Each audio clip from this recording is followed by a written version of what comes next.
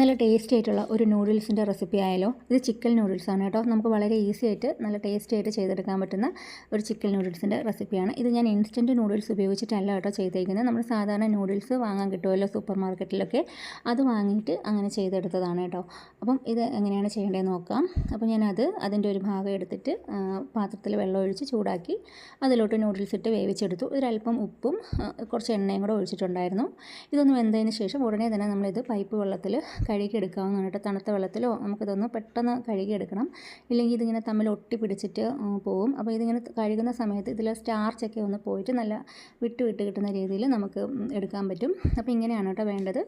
പിന്നെ നമുക്കിതിൽ വെജിറ്റബിൾസൊക്കെ എന്ത് വേണമെങ്കിലും ആഡ് ചെയ്യാവുന്നതാണ്. ഞാനിപ്പം സവാളയും ക്യാരറ്റുമാണ് എടുത്തേക്കുന്നത് കേട്ടോ. ക്യാപ്സിക്കം ഒക്കെ ഉണ്ടെങ്കിൽ നമുക്ക് ചേർക്കാവുന്നതാണ്, എൻ്റെ ഇല്ലായിരുന്നു.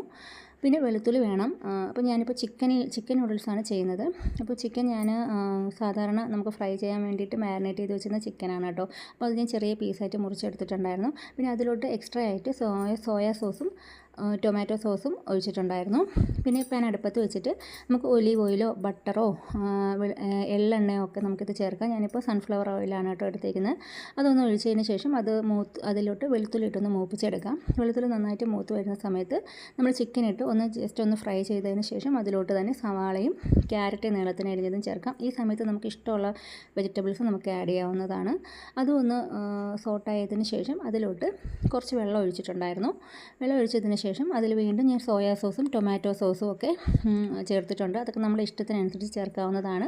പിന്നെ നമുക്ക് നാരങ്ങയുടെ നീര് വേണമെങ്കിൽ പിഴിഞ്ഞൊഴിക്കാം, ഇല്ലെന്നുണ്ടെങ്കിൽ വിനാഗിരി ഒഴിച്ചാലും മതി. ഞാനൊരല്പം വിനാഗിരിയാണ് കേട്ടോ ഒഴിച്ചേക്കുന്നത്.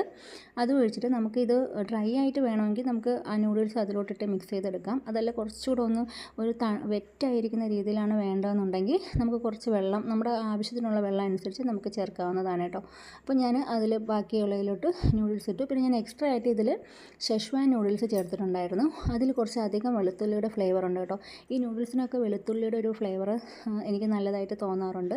അപ്പം അതും കൂടി ഇട്ടിട്ട് ഇതെല്ലാം കൂടെ ഒന്ന് നന്നായിട്ട് മിക്സ് ചെയ്തെടുക്കാം. നമുക്കിത് ആവശ്യത്തിന് ഉപ്പൊക്കെ ഉണ്ടോ എന്ന് ഈ സമയത്ത് നോക്കാവുന്നതാണ്. പിന്നെ ഇതെല്ലാം ഒന്ന് ബാലൻസ് ചെയ്യുന്നതിന് വേണ്ടിയിട്ട് ഒരു ശകലം പഞ്ചസാര കൂടെ ഇടുന്നത് നല്ലതാണ് കേട്ടോ. ഞാൻ പഞ്ചസാര ഇട്ടിട്ടുണ്ടായിരുന്നു.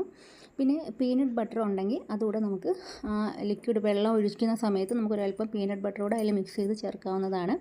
ഞാനത് ചേർക്കാൻ നോക്കിയപ്പോഴത്തേക്കും ഇവിടെ പീനട്ട് ബട്ടറൊന്നും വെച്ചിരുന്നാൽ കിട്ടത്തില്ല കേട്ടോ. മുഴുവൻ മോനെടുത്ത് കഴിച്ച് തീർക്കും. അപ്പം അതെടുത്ത് നോക്കിയപ്പം അതിലൊന്നുമില്ലായിരുന്നു. അപ്പോൾ അതുകൊണ്ട് അത് ചേർത്തില്ല. അപ്പോൾ എന്തെങ്കിലും അതുണ്ടെങ്കിൽ നമുക്ക് ചേർക്കാവുന്നതാണ്.